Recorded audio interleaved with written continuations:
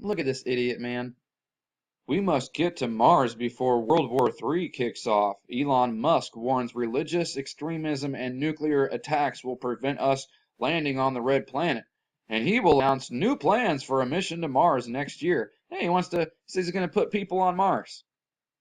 Now, let's not argue about NASA. Let's just, for fun, just for the sake of this video, for fun, say that everything NASA says is true. Outer space and the planets and this and that.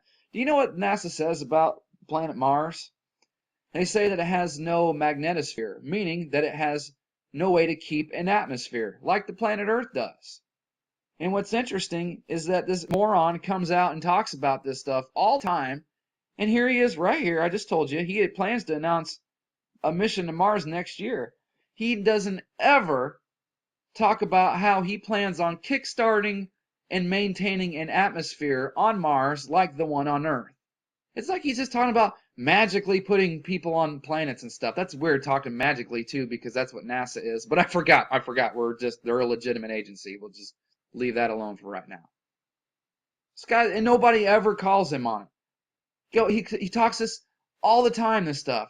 None of these guys ever say, hey, how are you going to put people on there if there's no atmosphere? You know why this guy wants to get off the planet Earth? Because he belongs to a crew, a club, whatever, a society that's done some really awful things, and they want to go run and hide. And some of them are going to try to run and hide in some mountains and some bunkers, and some of them, believe it or not, as crazy as it sounds, just trying to get out of off this planet altogether, or wherever we are. We got some news for him. It's not going to work. And I find this even more disturbing is, over the weekend or last week, whenever it was, they had that big climate change summit, right? Where all the world leaders got together and they had a big meeting. Well, guess what? The world leaders just agreed to a historic climate accord, which is non-binding and has no enforcement language. And here's that number 3 we always see. 31 or 13 backward, page pact does not have binding language or a mechanism to force countries to live up to their promises.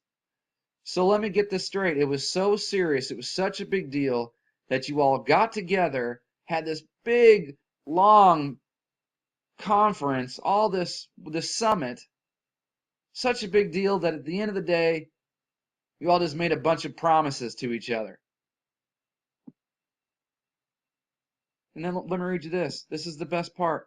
So in other words, world leaders just spent hundreds of millions in taxpayer funds on an epic boondoggle in Paris to write a 31-page pamphlet summarizing everyone's best intentions about the future, and that's it. That's all it is. Promises and intentions from known liars. I said it last week. I'll say it again. I think this climate change summit was just a bullshit reason to get all these idiots together for one big last party, because the hammer's about to get dropped. And so when you read something like this, it's really hard not to believe that. So hey, big thanks to my subscribers out there, because I just appreciate the support, because I really think we've been right about a lot of things. Okay, that's it.